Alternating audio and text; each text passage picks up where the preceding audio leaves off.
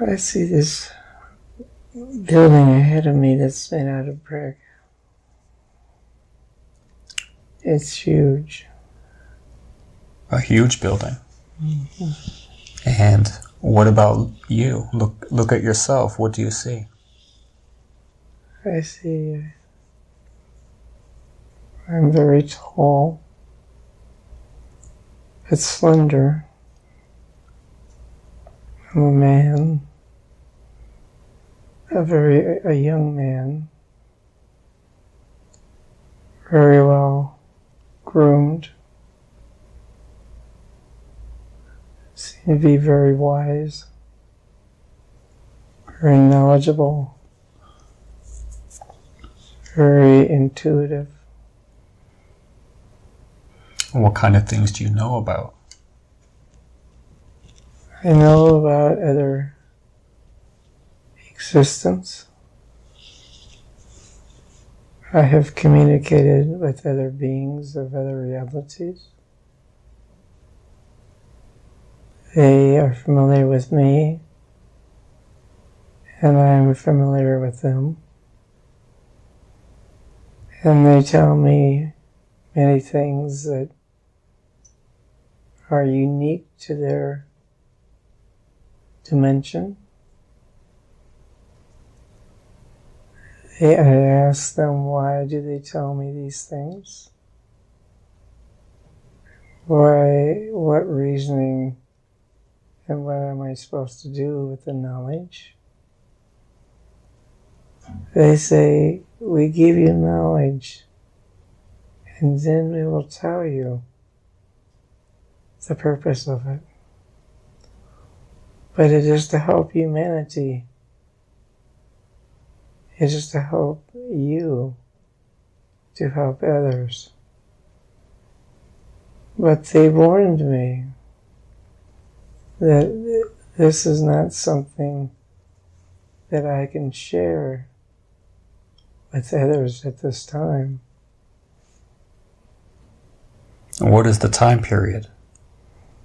The time period is long ago. It was before Lemuria and Atlantis. It was being formed, and there was much going on to create those communities, those lands. But they were being developed. And where? From people from other realities. Okay. You may want to consider them as ETs, but they were from other realities. Were they physical? Some of them were physical. Most of them were physical. Mm-hmm. But I have to clarify that. It's like they took on physical forms while they were here to work in this reality. So where you are now is not Lemuria, it's somewhere else, or Atlantis, it's somewhere else? It is in another aspect of reality, preparing this part of that reality to come to Earth. So what are you doing? What are you doing right now? What do you do in your life? I just observe and to watch. I comment and I try to direct help. I'm not the head of the creation, but I'm helping the creation.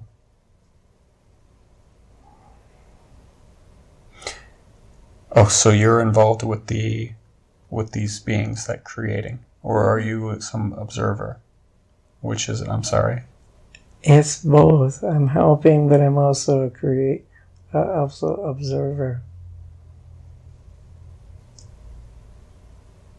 My purpose is to be very in tune with the energy that's being created. If I feel that that will not work on the earth's reality, I bring it to their attention. Because they come from a different dimension. They're not quite sure how it fits in this dimension of Earth. I must add that the Earth dimension, when this was taking place, was a much higher dimension. Mm-hmm. And how is it going right now, this development? The development is going well. And are there people there? Or what are the people like that you're preparing this place for? The people that are coming aren't there. The people that will live and reside are not there. They will come when the project is completed. But I must add also that because of the reality being created is at a higher vibration, it will not take long at all to create. So this isn't this is not a long time being created. In the reality that's being created in, it happens quite quickly. And then the beings that are being positioned there have been selected, and they will arrive to be a part of this, what you call Atlantis and what you call Lemuria. There is a difference in time as far as when they were developed. They weren't developed at the same time, and yet they were. It depends on what part of the timeline you're focusing on. But they were created, so to speak, at the same time, but in a different timeline. That may be confusing, but it is how it was created. Okay. If you need clarification, I can give it. Okay, I want you to move now to the time when your work with this development is completed, and tell me what you're seeing, what you're observing. It has been completed. Those that are selected to come are here. They were designed to be here. At this time, with the gifts that they come to use, they had much knowledge, quite different from the knowledge that we had known up to this time. Although we were catching up to their abilities, we were catching up to that. But the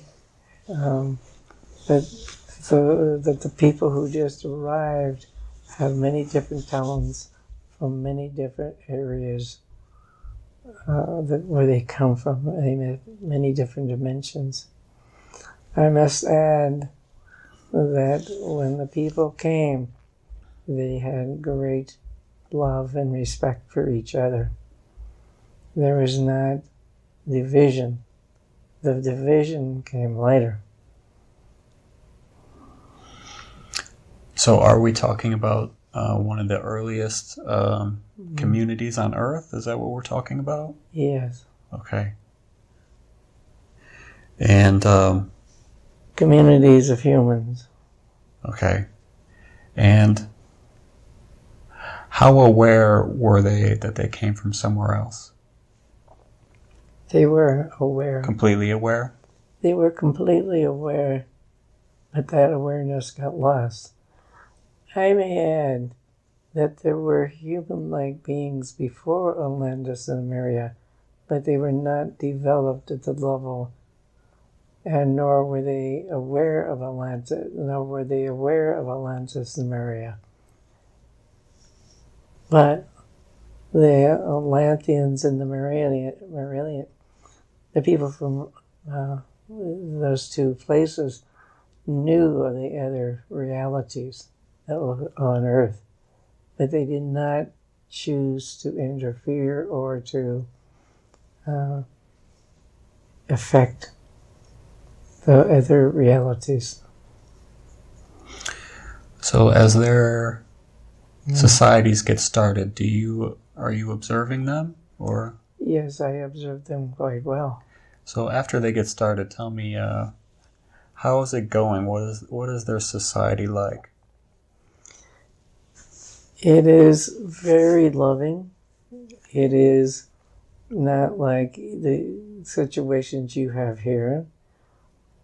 People were very concerned with other people because they realized that other people were a part of them. They're quite aware of oneness. They were quite aware of equality.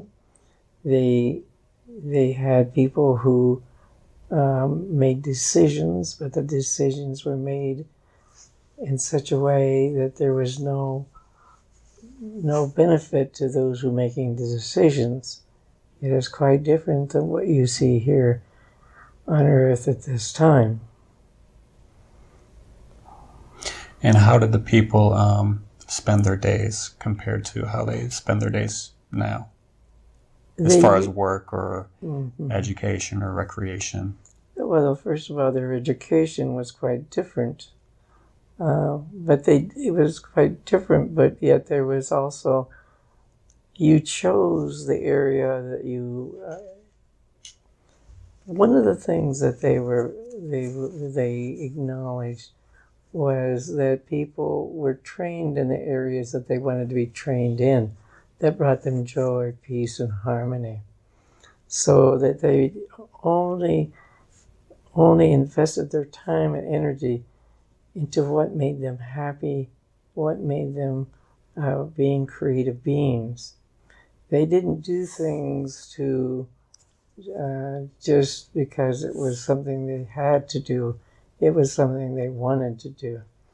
So the education was quite different. The other thing is they were taught respect for each other. Their spirit. They didn't have religions that we call, or that we hear about today. They had spiritual teachings, which is what I refer to as loving each other. That you are an eternal being, and that you are all one and all the same, but expressing that eternal oneness in different ways. But when they worked together in harmony. And when they worked as teams, and they worked together. There was no, if there was confusion, or if there was what you call frustration, they talked about it. Their egos were not like the egos that we have today. If somebody was upset, they talked about it, and they saw, oh, I see, I misunderstood. I see your point. I just misunderstood in the communication. Their communication was quite developed. They didn't assume anything. They always checked things out if there was a disagreement. And what did they look like compared to people today? They were similar. They became, when they came to Earth, they took on earthly forms that you would recognize today. They weren't that much different. They did not play around with hurting the process. Did not try to modify, through genetics, they were quite pure in their form. They were quite pure in their everything they did. Their plant, they ate quite differently. They didn't eat like we eat today. Their food was much. They were more eating more plants. They didn't eat animals at the beginning, and they did have animals, but they were friendly. There was no animals that would hurt. It was all the animals worked together. They played together. A horse could be just as friendly as a dog that you would have today. The temperature of the earth was quite different. It didn't go through the radical seasons that you have now. It was quite different. Everything was in harmony. The earth was in harmony. The weather was in harmony. You didn't have violent storms because people were not violent. You didn't have earthquakes because people were calm. They didn't, and they had very loving energy. So the earth did not respond in a very dramatic way. But I should add that these things changed eventually, and that there was forces that brought in negative energy, and with that negative energy, then there became division. I may add, before the division, people loved themselves, so they didn't have to seek outside of themselves for love. And in that way, things became, everything was in deep harmony. So there was no need for attachments. In this society that is now, that we're talking about on Earth at this time, there's a lot of attachments, and it's all out of fear. Fear did not exist, but now it has become a major force in the earthly society. When I say now, I mean the time of 2019. And can you tell me about the negative outside forces? Mm-hmm. That in itself is a very complex thing, because there's more than one negative force to try to influence the earth. There was a battle, you could call it, outside of the Earth's atmosphere, or outside the Earth in the universe. There was fighting going on. Some of your science fiction stories are not that far off. There is fighting. There still is, to a certain degree, but that has changed. But as far as Earth, there was that affected the Earth, because there was outside forces that were negative, that was trying to figure out who was going to rule the Earth, who was going to take over the Earth, who was going to enslave the earthly people. And that was always a conflict among the two dark forces. But they finally penetrated the earthly part. Excuse me, I dropped the crystal here. It affected the earth, and finally the people started picking up this negative energy and started embodying it. And some people, not all people, so you had a division, and the division became a very tragic thing. And is this negative energy that got picked up, is this still present as the same negative energy today? It has changed in the fact that the negative energy that came back then over time seeded the negative energy on Earth. So the seeds are here. but the beings who created the scenes are not allowed to be here. They've been refused. Refused the permission to be here. But the seeds are still here. The negative energy still is present. Like when you create a fire and you put out the fire, the smoke is still around. It's still, it's still present. So the smoke, so to speak, is still here. But there is use a metaphor here. There is a breeze coming. There's a way of getting rid of the smoke, but it's a slow process. So the negative energy is actually being the results of the negative energy is finally being removed. So there won't be, and using the metaphor again, the smoke the fire is long gone, but the smoke is now being the last element of that disastrous time. Talking about the early period of Lemuria and Atlantis, am I still speaking correctly? What's that? About these labels, with these labels? I didn't what was that question? Still talking about this early civilization. Yes. Okay. Is this Atlantis and Lemuria? I wasn't sure if I understood the timeline. Yes, we're still talking about that. Okay. But it spread to the whole earth. Mm-hmm. And it affected the people and the instruments they used. They began to use the instruments and the crystals in a negative way. What type of instruments?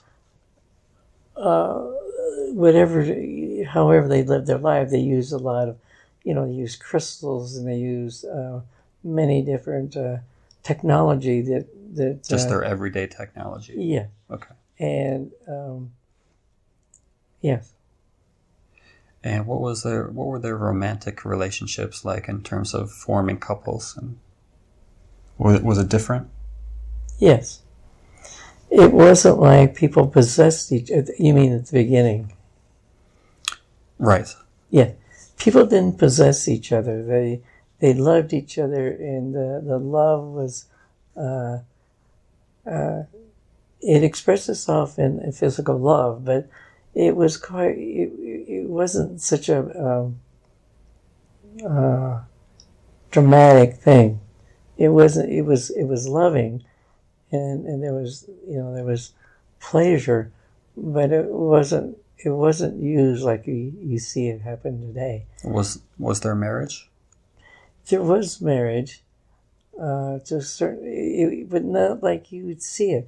It's like marriage is something that is new in a sense. It's like it's marriage is I'll phrase this.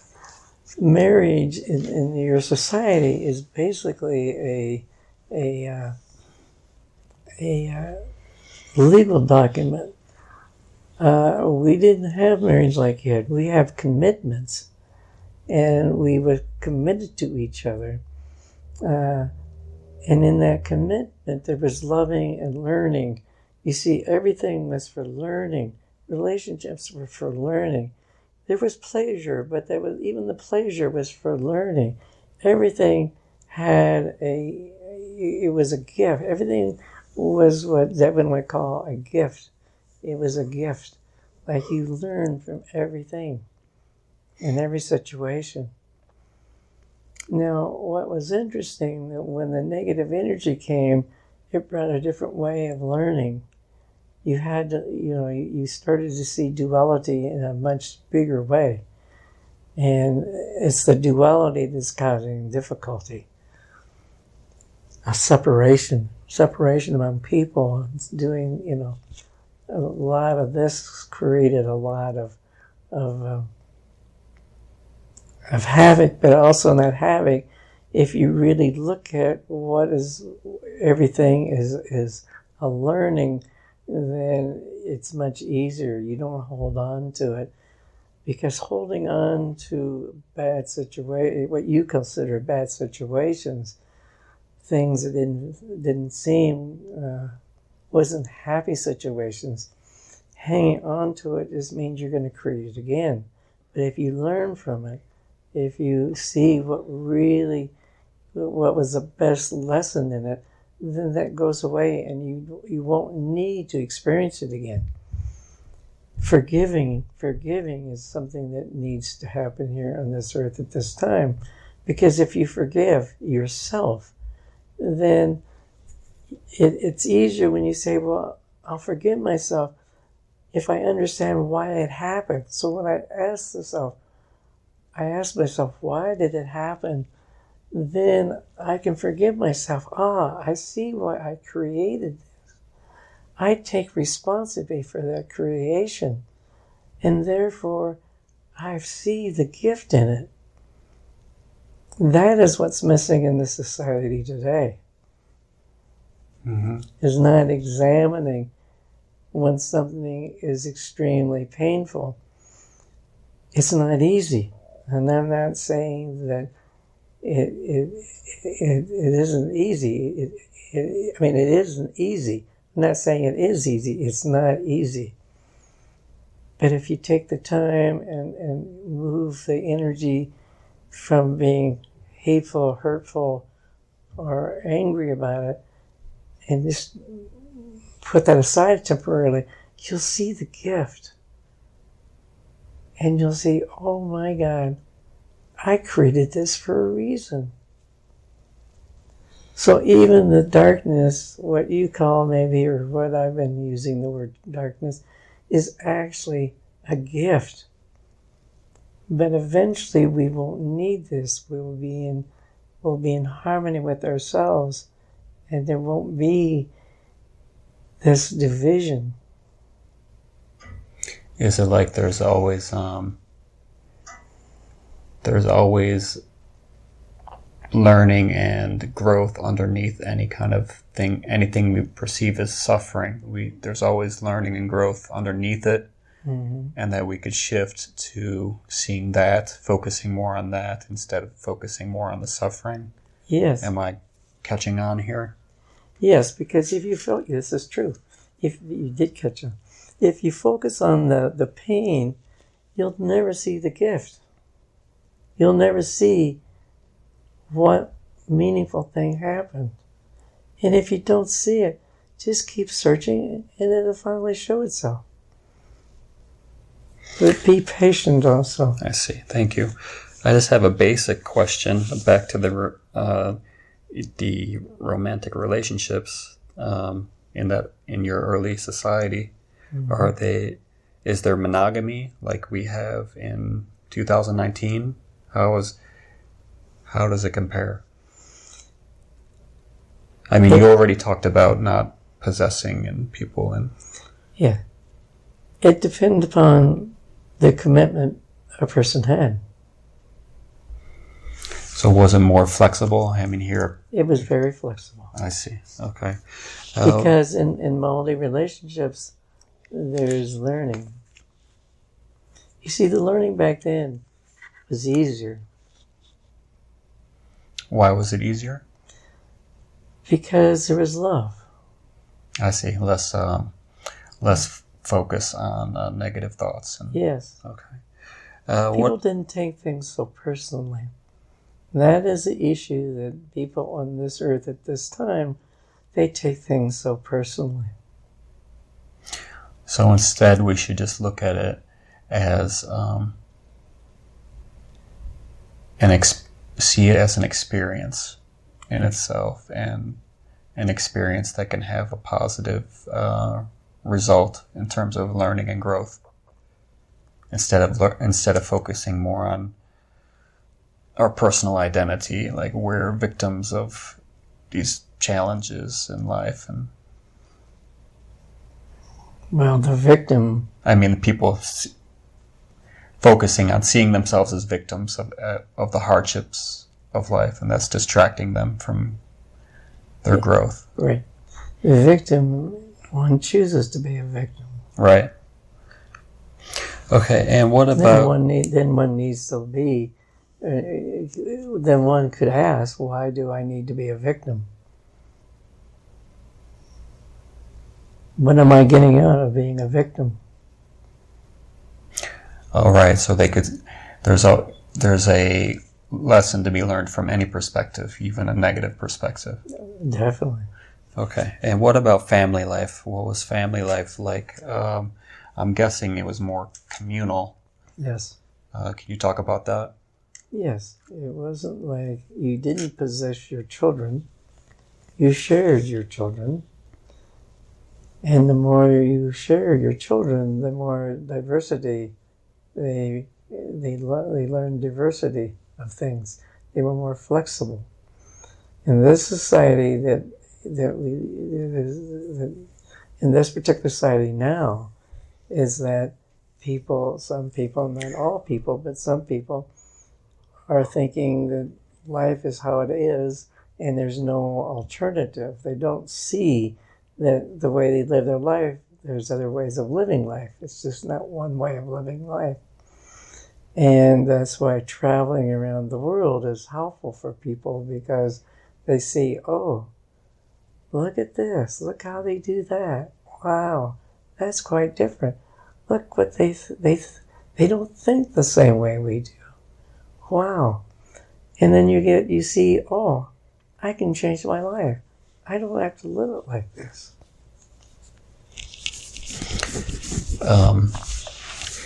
So did both?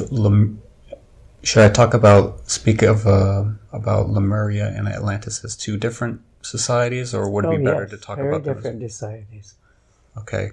How did they become very different? The Atlanteans became more what you would consider in this lifetime more in the mind. They lost their sense of balance, and where Lemuria was more of what you would call the heart. They knew the chakras, and they used their heart chakra a lot. They communicated with the spiritual life much easier.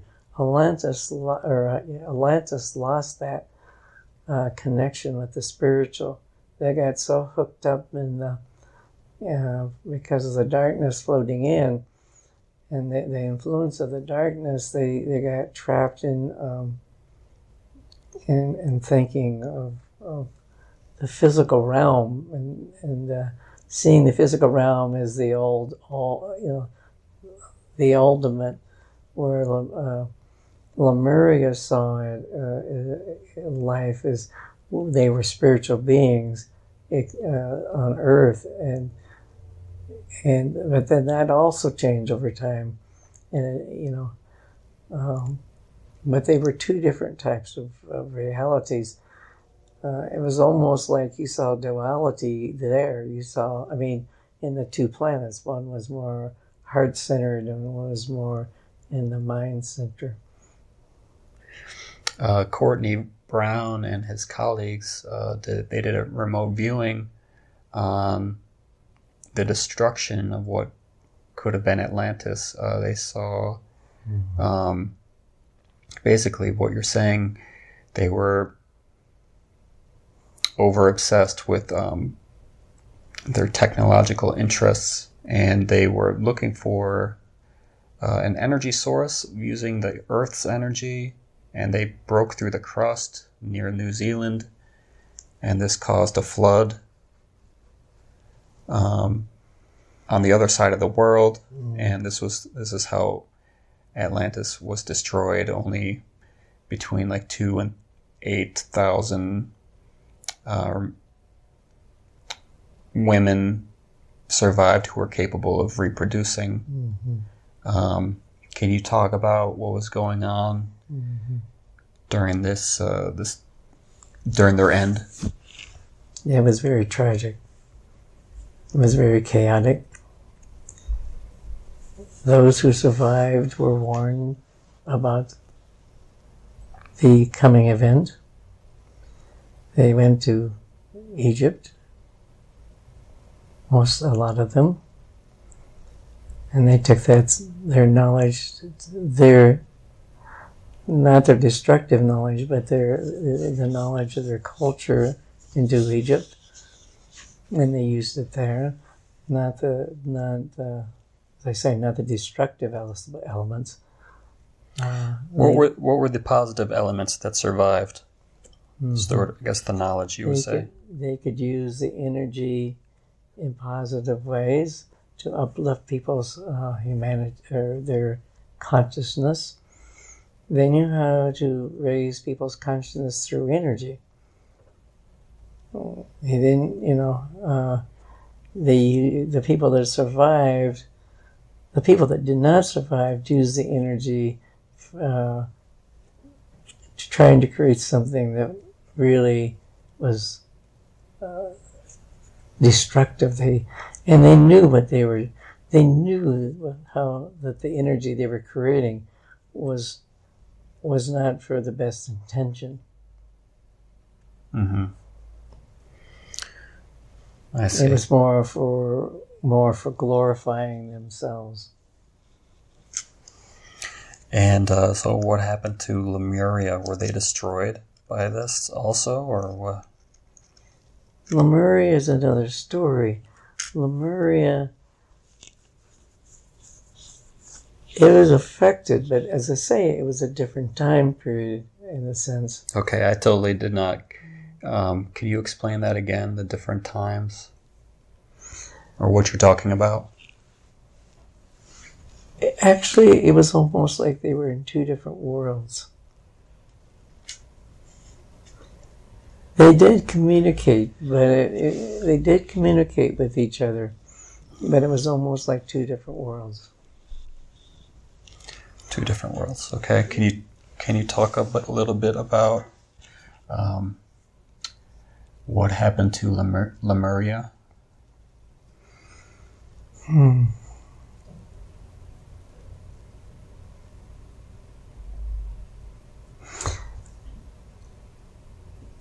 I'm not getting much clarity there. Okay. I'm more connected to Atlantis. Okay, so let's go back to that. Let's go back now to that creator being who's observing. Mm-hmm. And just ground yourself. Mm-hmm. And do you spend the rest of your life observing and I guess somewhat influencing this culture, or do you move on to other things? You stay focused on Atlantis? No, I did not stay focused on Atlantis. I saw what was happening, and it was not my responsibility to stay in what was happening. I was moved on to a different assignment, so to speak. Okay, I'm going to count now from 3 to 1, and when I get to 1, I want you to move to another one of these assignments. 3, 2, 1. Be there now. Mm-hmm. And what are you doing? I'm in a different planet, a planet that does not have a name that you're familiar with. It's not in this area of the universe.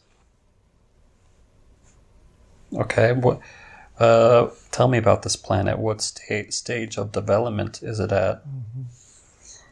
It's a much higher level than the Earth is at this time. It has plants and animals, but if you was to see it, you would notice quite a different type of animals, different type of plants. It's not a very big planet. It's a very small planet. It's a very loving planet. And let me stop you for a second. I want you to see right now. I want you to see one of these animals that look very different. Tell me what you're seeing. It must be kind of like something similar to a giraffe. Giraffe? Mm-hmm. Okay. It has a long neck. And it's something similar to that. You could say you could almost identify as a giraffe. They don't eat animals, so the animals are more relaxed. They don't have fear like your animals do. Are you saying they're all herbivores? Mm-hmm. Okay.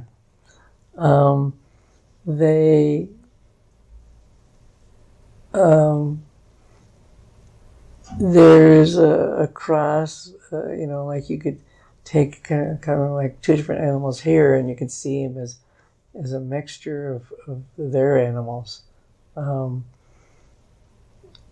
It's like Look at a couple examples. Tell me what you see. I'm looking around to see if I can see one right now. Okay, well, let's move now. 3, 2, 1. Be somewhere on this planet where you could see these animals. Mm-hmm. Be there now. Mm-hmm. One thing is they do not put animals in cages, or they don't confine the animals. And the animals are very, it's almost like they're intuitive in a sense. They knew, they're very calm and collected. This one, he looks like a deer, but its face is different. It has more like doesn't have the neck like a deer. It's more like what you would see as a short neck with ears more like a cow. A mouth like a cow, kind of a bigger head than a deer. There's not that much difference in the animals there, but there is some difference. I don't see any unusual ones at this point. It's like a deer crossed with a cow. Yeah, it's not like they're not extremely different. Yeah, I don't see anything. There may be, I don't see them now. I'm not recalling any right now. But as far as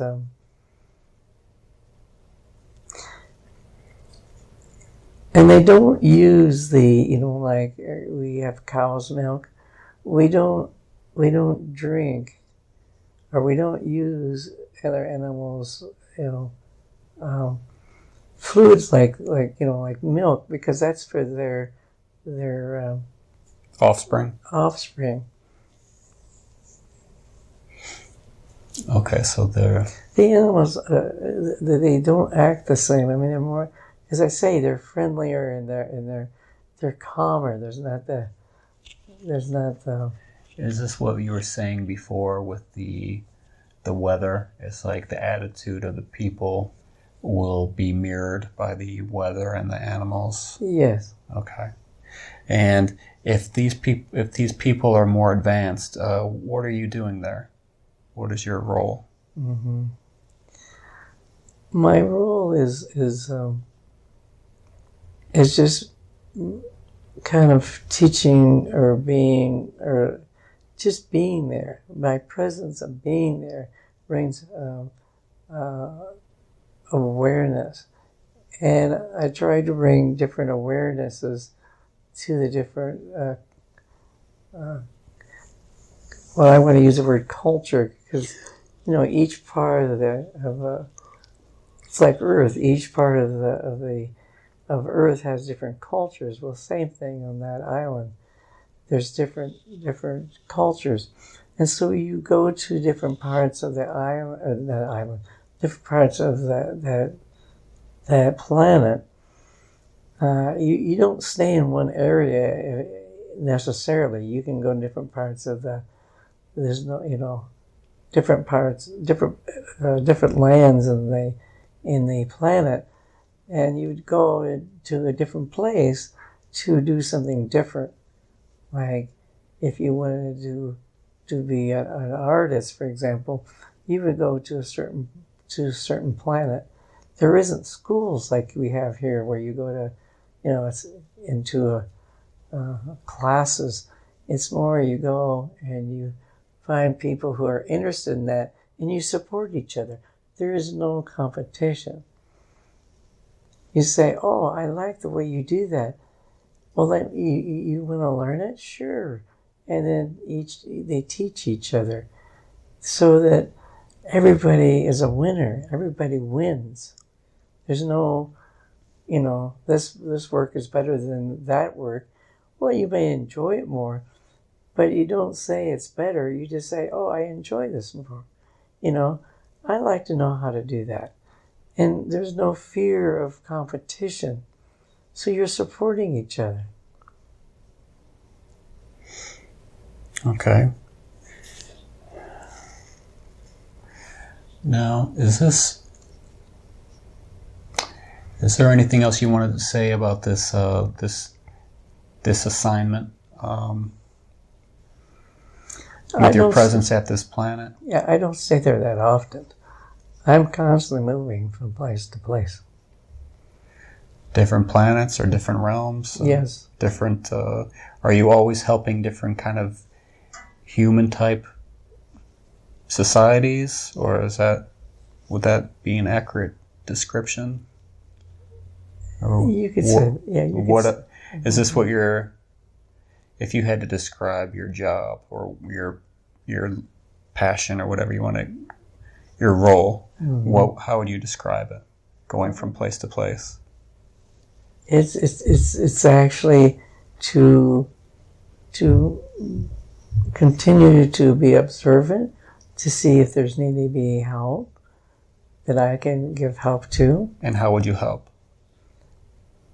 First of all, it's kind of hard to explain.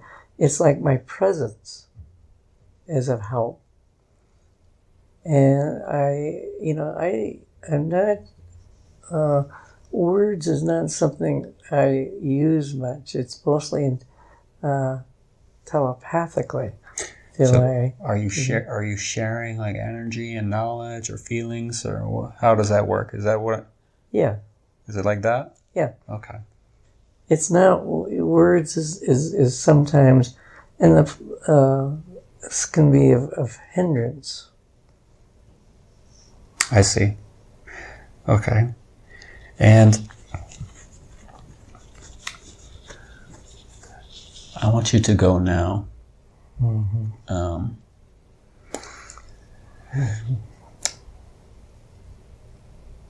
I want you to go now to the beginning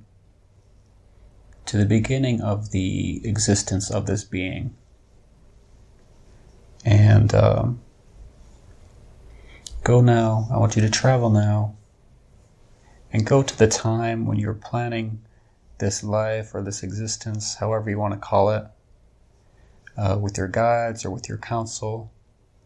And 3, 2, 1, be there now. And tell me what is the meaning in planning this life as part of this incarnation? Planning this incarnation as this another creator being, for the soul of Devon, for the higher self.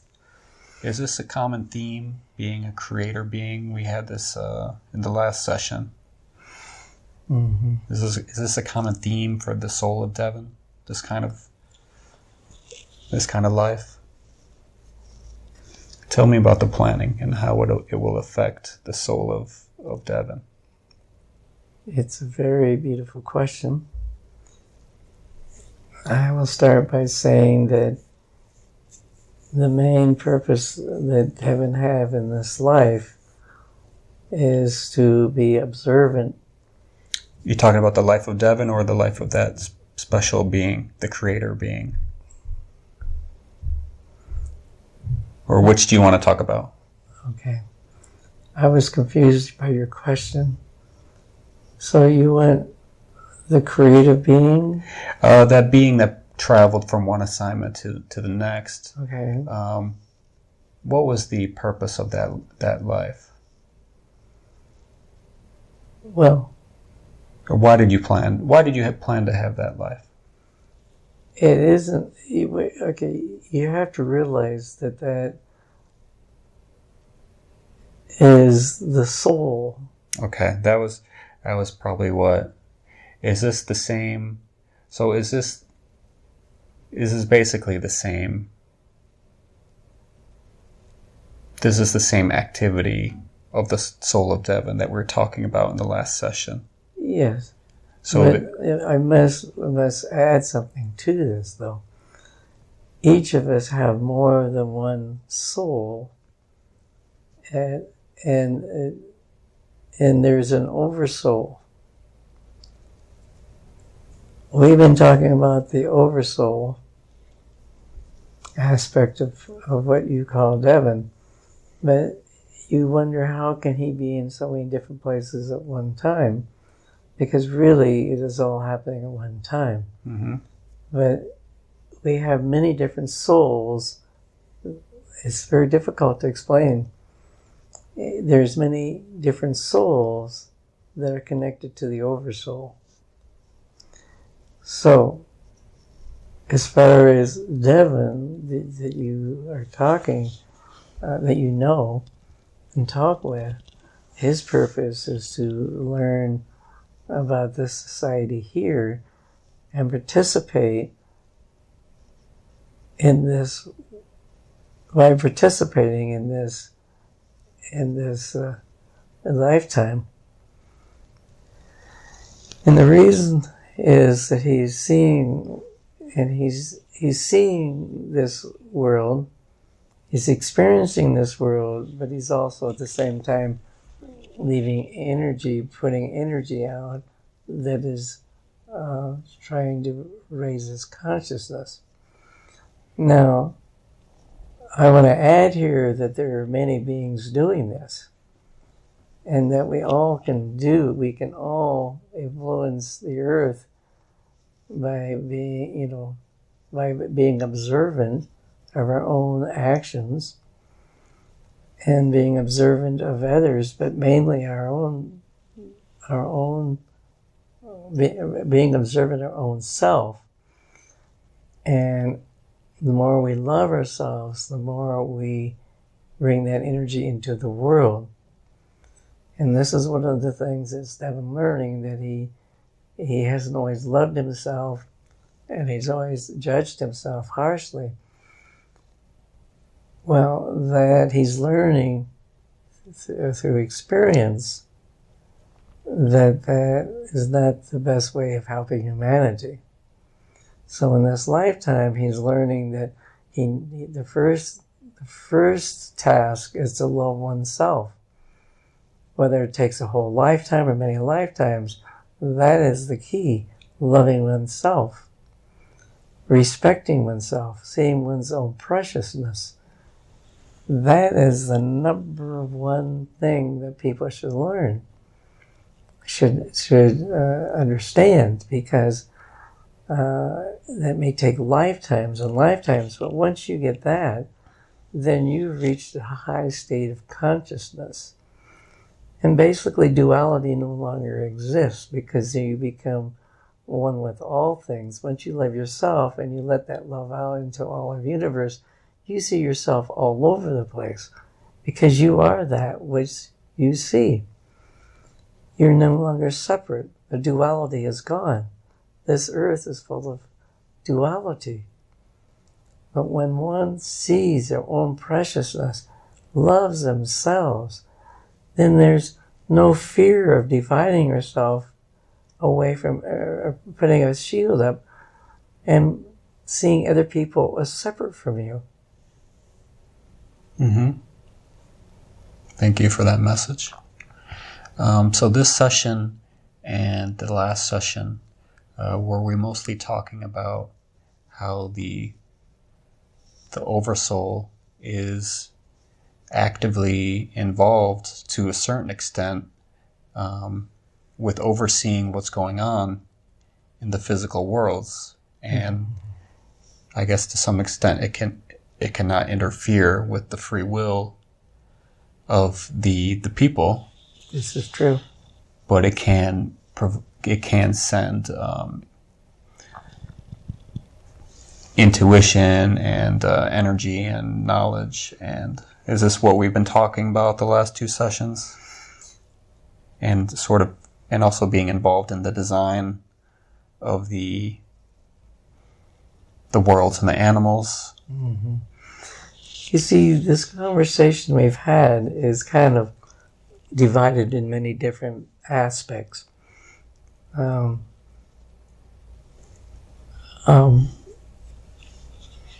is provided in many different aspects, but the main thing is seeing. Can you repeat your question again?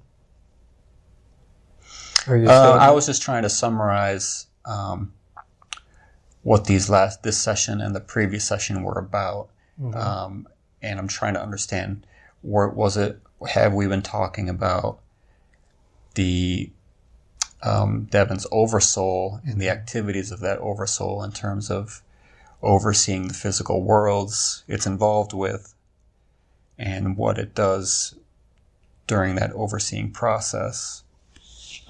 Just basically, am I summarizing this right, and am I describing it right? I'm just trying to understand and convey what these last 2 sessions have been about. Yes, it would be. It would take quite a bit of time to express or to share about individual souls versus the oversoul. That's a topic unto itself, and that would take some time. But it's like what's happening to Devon is that he is seeing that he is, he's still searching the ultimate state of being one with all of existence, where he sees that what he sees is his own self and not something separate from himself. He is one with all of existence. And that's huge. All of existence. Existence is all there is. He's not separate from any part of existence. Neither is anyone else. Mm-hmm. He is still grasping that because he's still, part of the human reality here at this point. But he's beginning to see and get a glimpse of his oversoul. He's getting a larger perspective. A larger perspective. And he's seeing that who he thought he was is more than that. And that is and he has chosen a certain task, and he's been given a certain task by the source. And that is what he's working with to fulfill his agreement at this time. Now, he's already been told that he will come back to this earth again after this lifetime. But this lifetime, he's learning a lot about what he will do in the next lifetime. Now, everybody's different. Everybody has different tasks. But that is his, as he understands it at this point. Okay, I understand. I'm going to take Devon on a journey now, if this is appropriate. And I know Devon pretty well. And I know what his interests are and what his expectations for himself. And Devin, I want you just to focus on your breathing now.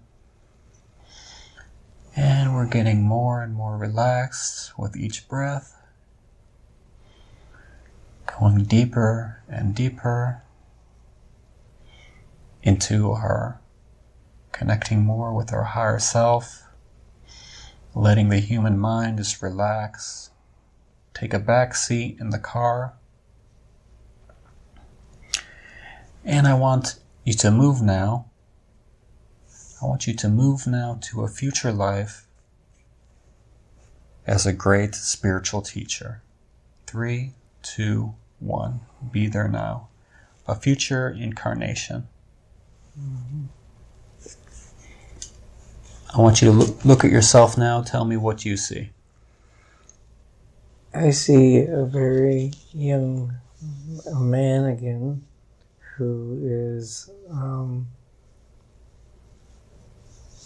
very relaxed and in a very calm state, who is well balanced, who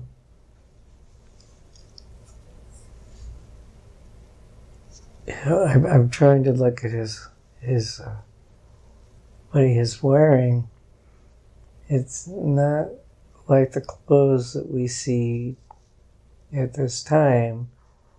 It's more like you would see in the ancient, like robe type of things. That is a dark blue. And which time period is this life?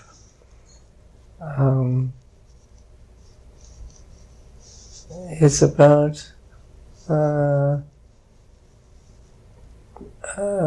numbers that come to me is 2150. 2150. Okay. Tell me about the clothing. It's dark blue? It's dark, yeah, it's blue. And what kind of article would you describe this as? Shirt, robe, tunic? More of a robe type of thing. A robe. So you're wearing a dark blue robe. Mm-hmm. What else? That's all I see. Okay. And in yourself, what do you look like? You've already talked about your demeanor. Very, very young, handsome young man. Okay. And where do you live? It's like I travel a lot. I have, it's hard to describe because many things have changed. You don't have, it's interesting. You don't have,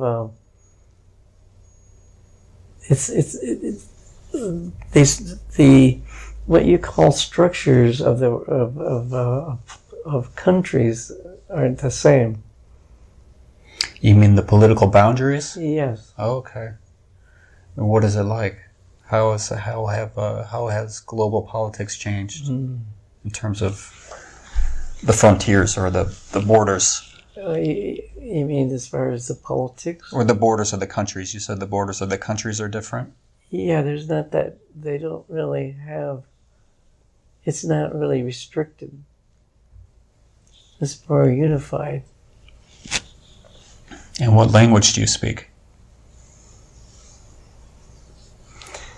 It's. I would say you could say it was English.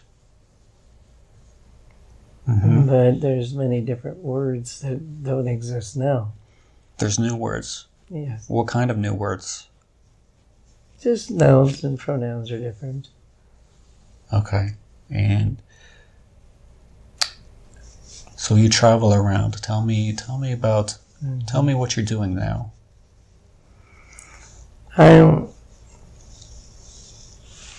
It's like I'm near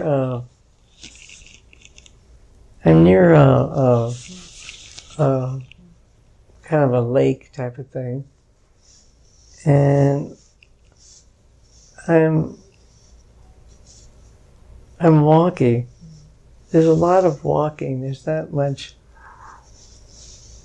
Well, I'm walking. And I'm seeing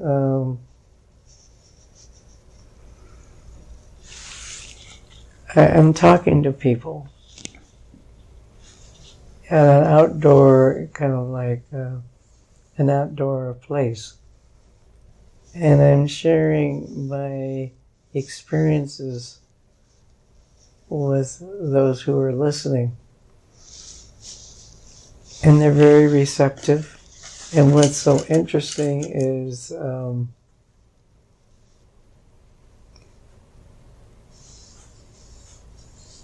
excuse me.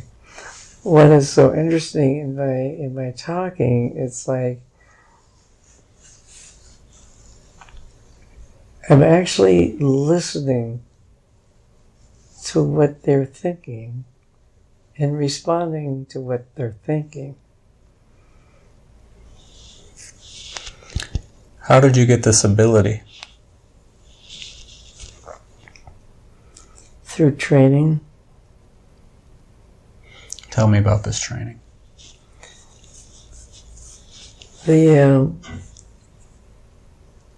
It's like once you start loving yourself, you have no barriers. And once you see that the people that's in front of you are you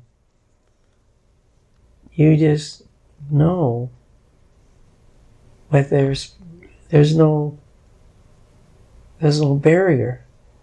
There's no division. There's no division. So you're listening to your own self. I see, and because of that's your belief, and your beliefs create your reality. If you're believing you can experience that oneness, you do it more deeply. And what is interesting is you asking, well, how can you listen to, if there's 20 people, how can you listen to 20 minds at once? You can. Yeah, just removing another limitation. You live another limitation. And not only that, as then you can reflect those thoughts back to the people. Reflect their own thoughts or your thoughts? Both. Both, of course. Okay. It's very, very interesting to talk about because it's not something that people can understand. Right. That have not experienced it. So how do these people see you? I mean, what is their opinion of you when they're around you? Mm-hmm. They're very happy or excited to be in my presence because they feel my harmony and my love. And because I don't have to have a shield around my love, they can feel it. You see, the reason most people don't share their love is because they've been hurt. They don't want to receive love because they've been hurt. And so they shield not only their own love, but receiving love from others. They don't want to be hurt. So is an enlightened spiritual teacher just someone who teaches how to see love and feel love without any clouds around it? Is this what you're saying? Ultimately. Okay. But they have to teach some other things. That is my task. But other teachers have other tasks. They have to help people remove their blockages in a different way. What type of blockages? Any type of blockage. Any type. Ego blockage. Like emotional trauma and Yes. fear and Yes. attachment to pain. Yes. Okay, let's go back to this group that you're with, and how are they reacting? Are they learning from you? How is the how well are they learning? I wouldn't use the word learning. Mm-hmm. I would use a word of experiencing and realizing that they have come a long ways in their spiritual journey. They just needed the next, a little bit more attunement, so to speak. I guess, in a way, spiritual learning is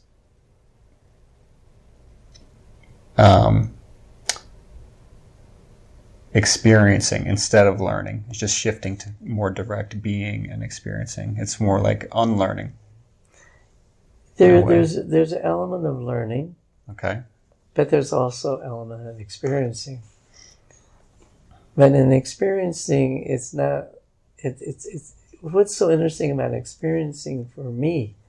What my task is to help them tune to their own self. It isn't learning as much as helping them tune. Once they experience in my presence that a new, a different attunement, then they've had that experience and they say, this is what I'm seeking. This is where I want to reside. And so they have experience, so they know where they want to move into. So this sounds a lot like what Devin experienced in the life with Jesus, but now he's on the other side of it. Is this an accurate description? Like he's in that life where you met Jesus a few times or half a dozen times. Mm-hmm. You grew from just the attunement of his energy. Yes. And that's what is happening with this life now with you as the teacher. Yes. Okay. I want you to move now. I'm going to count from 3 to 1. Move to another important scene in this life. 3, 2, 1. Be there now. Mm-hmm. And what do you see? What's happening? Well, I'm with it's a different area, and I'm with a bigger group, a bigger audience. Bigger audience, and it. How old are you now? I'm still not. Well, you have to realize that age is different. It's not much of a shift in time from the first event? It is a difference in shift in time, but my aging doesn't equal the amount of time that we've moved into. How much, in terms of the world, how much time has passed? I would say probably 75 years. 75 years, okay. But if you looked at me, I would not be any different looking. I see. And what's happening now with this group? This group is very receptive. It's not much being said, very little's being said. It's mostly just being in each other's energy field.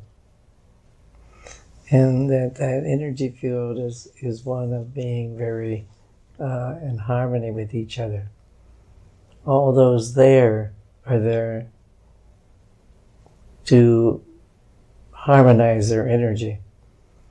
There's no ego events going on. And what kind of activity are you doing? If it's not as much lecturing, what's going on? Just sitting. Just sitting. Just my presence in the room. Mm-hmm. I'm one of those who are adding to the harmony like everyone else. In the in Hinduism, they call this darshan. Yes. Which is just being in the presence of a master. Yes. And the presence alone is enough for you to have a shift. Yes. Okay. And there's beautiful music being played. The music is very soothing. It's very uplifting. The musicians have been trained really well in knowing how to create sounds that are in harmony with a higher level of consciousness. The major musician that created this music for this group is a very high being. He's a master unto himself. But his way of sharing his masterhood, so to speak, is through music. That's how he is using his divine self. I see. And can you tell me now, what continent are you on? At this point, I am in North America. Okay, and is this where you grew up? On North America? Yes, it is. It is. And can you tell me how is the world at this time? It is drastically different than what you know what it is now, because you're being faced with moving out of the darkness, and there's a lot of increased fear at this point, because people are sensing a great change in the environment. And where I am in this here, it is very peaceful. It's very peaceful. The question I want to know is, did you have a difficult youth growing up before you became a great teacher? What was your childhood like? Was it easy, or did you plan difficulties? In the life of the teacher. The life of the teacher, it was not difficult. Okay. And at what age did you start realizing or becoming such a great teacher? How did that tell me about that process? Did you have your own teacher? There was a teacher, but we didn't spend much time together in the physical. It wasn't necessary, but we were together. You were together in the physical? Mm-hmm. At what age? I met him when I was 6. Oh, 6. That seems like a young age to meet a spiritual teacher. What was that relationship like? It was very loving. He reminded me of all of the different learnings I had received in different lifetimes from all the masters that I have been honored and blessed to have been connected with. And after that initial time, then we spoke telepathically, and he resided, I did see him later, he resided in a different part of the world. You spoke to him while he was in a different part of the world? Yes. Okay. Yeah. Okay, how did you meet him when you were 6? He appeared. Oh, he appeared. So he sought you out as yes. as a student. I requested his presence, and he came. I see. Okay. So we just talked about the life with, the event with the large group. I want you to move now to another important event in the life of the teacher. 3, 2, and 1. Be there now. Mm-hmm. What's going on now? Well, this is where I did go see my teacher. He greeted me very warmly, and he gave me another level of consciousness, what you may want to call consciousness, another level of awareness, another dimension. And when he did that, I realized that I had a bigger task ahead. And so we had a private time together. It was very short time, but in the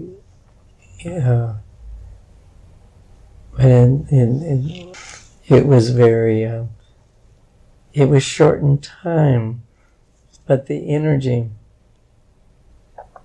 the information that I received was very huge.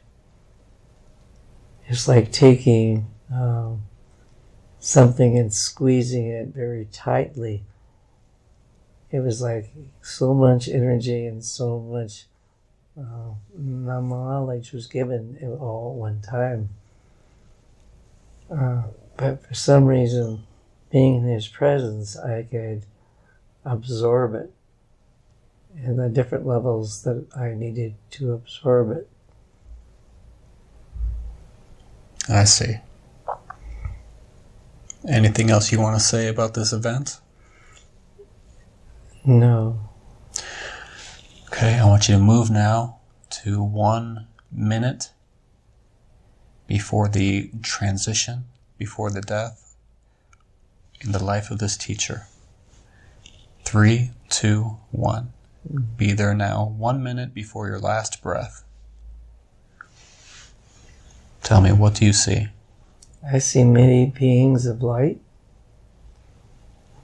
being in my presence. Mm-hmm. I was in this lotus position,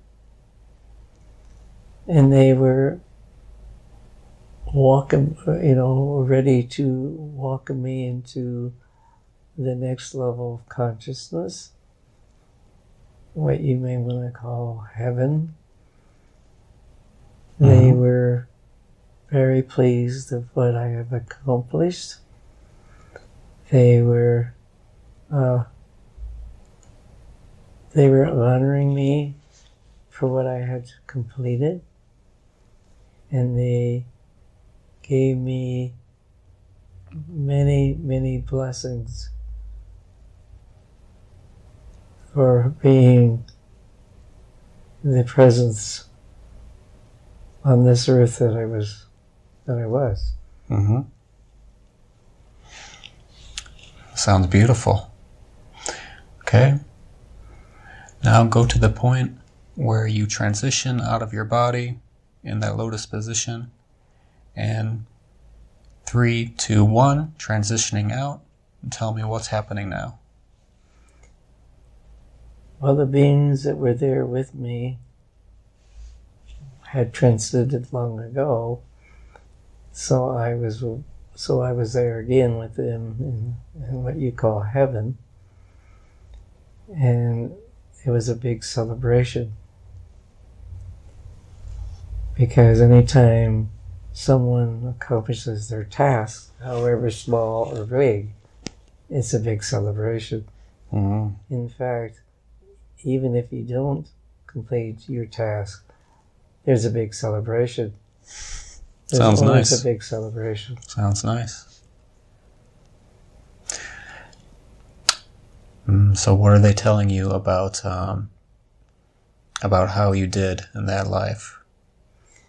they were very pleased, and they were very pleased. They were very happy, and they shared some things that wouldn't be very helpful to express, but they were very pleased about what I had accomplished, and they thanked me, and I thanked them for being present through my lifetimes, and I was very honored by their presence, and I respect them very deeply. I could not have accomplished what I had accomplished if it wasn't for their love and respect and helpfulness. Sounds beautiful. And one last, is there a message these beings have for Devin in his current life? Yes. Okay. The main thing is to continue to trust. Go deeper in your trust. You're on the right course of action. You have opened up many doors in the last few months. These sessions with Grant has helped you tremendously. You have connected in ways that you had not been able to connect. And so we're very appreciative of what Grant has offered and these beautiful sessions. We thank him very deeply. And all he needs to do is just be in the moment and respond to what his soul and his guidance from the heavens is giving him, responding to that. And he will do many things that he never dreamed ever to be doing. We realize he's a very shy person. He has to create more, or it'd be helpful for him to create more confidence in what he's doing. He is a very humble person, and so there is a lot that he will be doing, and when he looks at the next 12 months to 18 months, he will be shocked by what has taken place. He never dreamed that he would be a public figure. He always tried to be in the background. That's where he felt more comfortable. Those days are now becoming less and less.